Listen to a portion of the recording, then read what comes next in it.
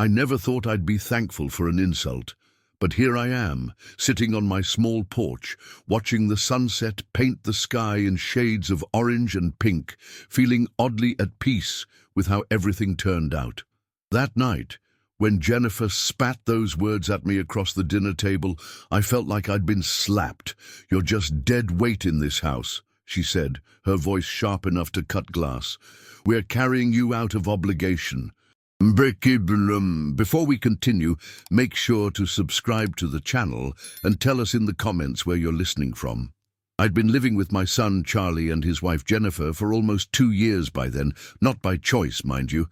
After 53 years of working with my hands, building cabinets, restoring furniture, crafting things that would outlast me, my body finally rebelled. First came the arthritis that twisted my fingers into painful claws. Then the fall that shattered my hip and left me with a permanent limp. My little house, the one Margaret and I had shared for 40 years before cancer took her, became too much for me to maintain alone. Charlie insisted I move in with them. "Dad, it makes sense," he'd said. "We have the spare room, and Jason would love having his grandfather around." I wasn't so sure about that last part. My 14-year-old grandson was perpetually hunched over some electronic device, his fingers flying across screens in a blur that made my eyes hurt. But I agreed, sold my house, and moved into their sprawling suburban home with its sleek furniture and gadgets I couldn't figure out how to operate. Jennifer had been pleasant enough at first. She was successful, CEO of her own digital marketing company that had grown from a small startup to a firm with 30 employees in just 5 years. Always dressed in those sharp business suits, always talking on her phone, always rushing somewhere important. I tried to stay out of her way, to make myself useful where I could, watering plants, fixing things around the house, teaching Jason woodworking in the garage, when I could lure him away from his screens. But I could feel Jennifer's patience wearing thin, the way her smile tightened when I asked questions about the smart thermostat, how she'd sigh when I moved too slowly in the kitchen, the whispered arguments with Charlie when they thought I couldn't hear. "He's my father, Jen. What do you expect me to do?" "I expect him to at least try to adapt. He acts like technology is his enemy." I did try. Lord knows I tried. But there's only so much new a 74-year-old brain can absorb, and Jennifer's world moved at a pace I couldn't match. The night it all came to a head was a Thursday.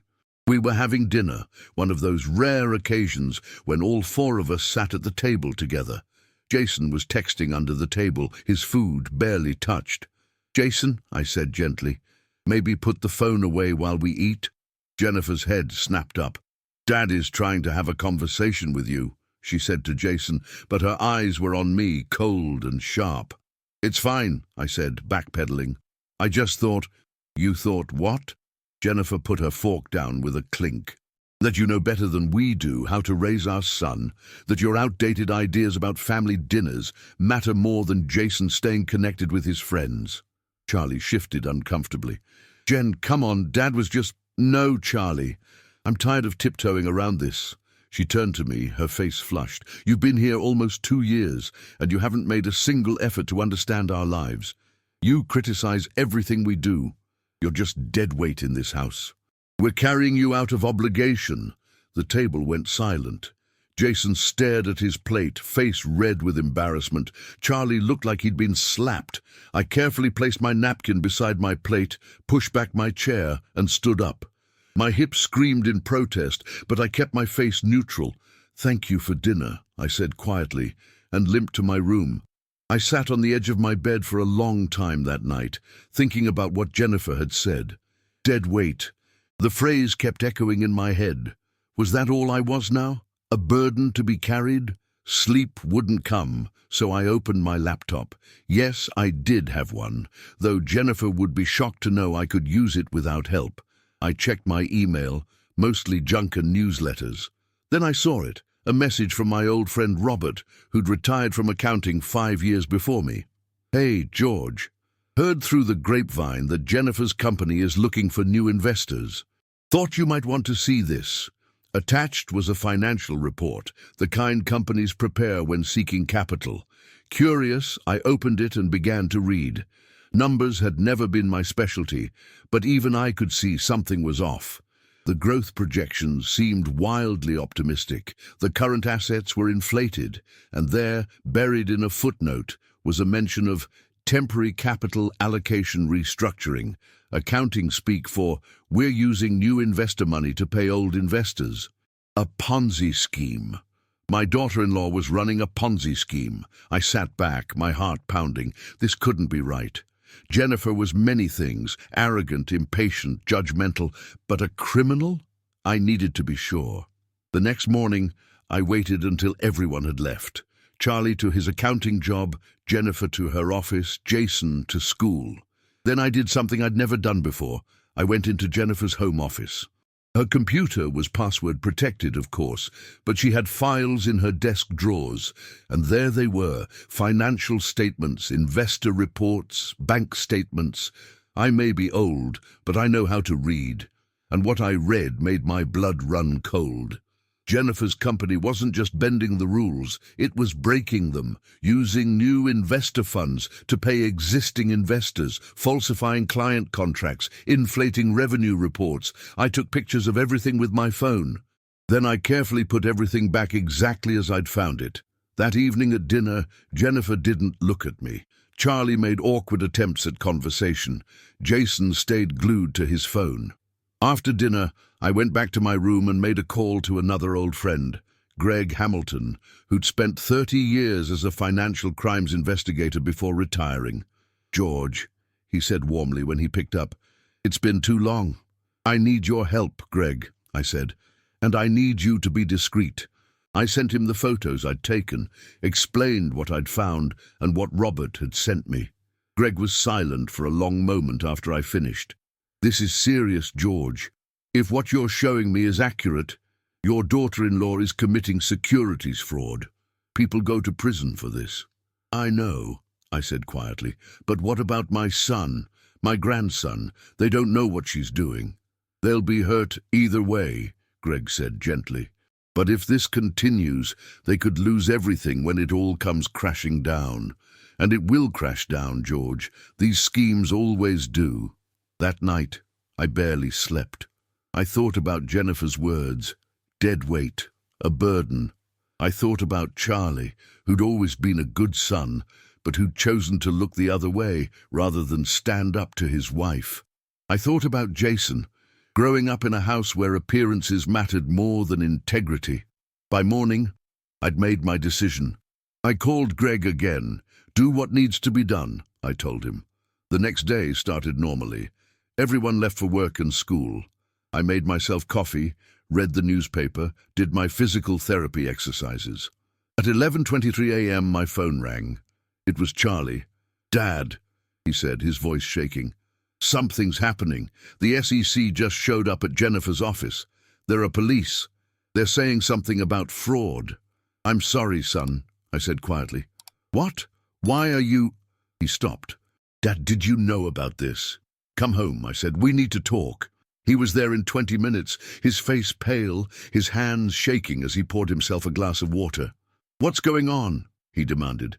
"Jennifer's being questioned by federal agents. Her investors are calling me. Her employees are being sent home." I took a deep breath. "Sit down, Charlie." I told him everything, what I'd found, what it meant, what I'd done. He listened in stunned silence, then buried his face in his hands. "Why didn't she tell me?" he whispered. "Because she knew you'd never approve," I said gently. "Because despite everything, you're an honest man." He looked up at me, his eyes red. "Why did you do this, Dad? Why didn't you come to me first?" I met his gaze steadily. "Would you have believed me over her?" His silence was answer enough. The next few days were chaos. Jennifer was arrested, then released on bail. The company was shut down, its assets frozen. Reporters called constantly. Charlie moved into the guest room, unable to face sleeping in the bed he'd shared with Jennifer. When she finally came home, Jennifer was a shadow of her former self. Her perfect makeup couldn't hide her pallor, her designer clothes hanging loose on her suddenly thin frame. She found me in the kitchen making soup for dinner. "You!" she said, her voice hoarse. "It was you, wasn't it?" I turned to face her. "Yes. Dead weight," she laughed bitterly. "I called you dead weight, and you destroyed everything I built." "No, Jennifer," I said quietly. "You destroyed it yourself. I just made sure the damage was limited." She stared at me. This old man she'd dismissed as irrelevant, as useless. For the first time, she really saw me. "They're saying I could go to prison," she whispered. "Probably," I nodded. "But Charlie and Jason won't lose the house. I made sure of that."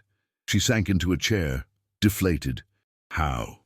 "I sold my house when I moved in here," I explained. "I put that money in a trust for Charlie and Jason. Jennifer's Enterprises never got its hands on it, though I know you tried." Her head snapped up. "What are you talking about? The papers you had Charlie bring me to sign last Christmas, the ones you said were just formality for estate planning? I had my own lawyer look at them first. You were trying to get access to my trust fund." She had the decency to look away. "I may be old," I continued, stirring the soup slowly. "I may not understand your digital world, but I understand people. I've had 74 years to learn what desperation looks like, what greed does to a person. I saw it in you the first time you showed Charlie those house plans that you couldn't afford. The front door opened, Jason coming home from school." Jennifer quickly wiped her eyes and stood up. "This isn't over," she hissed. "No," I agreed, "but it's changing." Over the next few months, everything did change. Jennifer took a plea deal, 5 years in prison, reduced to 3 with good behavior. Charlie filed for divorce. The house had to be sold to pay legal fees and restitution to investors. Charlie, Jason, and I moved into a small 3-bedroom rental. It wasn't fancy. No smart appliances, no designer furniture. But it was honest, clean, ours. The most surprising change was in Jason. Without his mother's constant pressure to project success, without the distractions of wealth, he started to emerge from behind his screens. He asked me to teach him woodworking, like I'd offered so many times before. "I want to learn to make something real," he told me, "something that lasts." One evening, about 6 months after everything fell apart, Charlie and I sat on the porch of our rental house, watching Jason practice skateboard tricks in the driveway. "I should have seen it," Charlie said quietly. "All the signs were there." "We see what we want to see," I replied, "especially when it comes to people we love." He was quiet for a moment. "I'm sorry, Dad, for how she treated you, for how I let her treat you." I patted his hand. "You're making it right now. That's what matters." "Dead weight." Charlie shook his head. "She called you dead weight." I smiled slightly. "Well, even dead weight has its uses. In sailing, they use it to keep boats stable in rough waters." Charlie laughed, the first real laugh I'd heard from him in months. "Is that what you were doing, keeping us stable?" "Trying to," I said, "though I made a mess of it." "No, Dad," Charlie said firmly. "You saved us. If this had gone on another year, another 6 months even, the fallout would have been so much worse. I might have been implicated. We could have lost everything, including my relationship with Jason." "No, we watched my grandson land a trick, his face lighting up with the simple joy of mastery." "You know what I've learned from all this?" Charlie asked. "What's that?" "The things that look like burdens sometimes turn out to be blessings.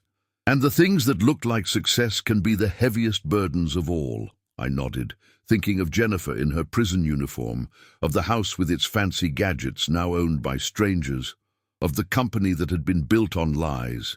And I thought of this small house with its creaky floors and outdated kitchen, of my son finding his backbone, of my grandson discovering the joy of creating something with his hands. "Dead weight," I murmured. "Funny how things turn out." Charlie squeezed my shoulder. "Not dead weight, Dad. Anchor. There's a difference. An anchor." I liked that. Now, a year later, I still think about Jennifer's words sometimes. Dead weight. They don't sting anymore. Because I've seen what happens when the dead weight is removed from a boat. It doesn't sail better. It capsizes. Charlie is rebuilding his career, more carefully this time. Jason is doing better in school, has friends who come over to the house, is learning to build furniture in our small garage workshop.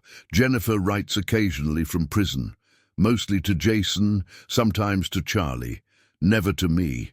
That's fine. We understand each other now in a way we never did when we lived under the same roof. As for me, I'm still here, still moving slowly, still confused by technology, still making things with my hands when the arthritis allows, still being dead weight, or an anchor, as Charlie would say, keeping those I love stable in rough waters. Sometimes the most valuable thing you can be is exactly what someone else thinks is worthless. If you enjoyed this story, please hit the like button and subscribe to our channel for more heartfelt stories just like this one. We'd love to hear your thoughts in the comment section below. Have you ever been underestimated? How did you handle it? Click on the screen to listen to our next story. Thank you so much for spending time with us today.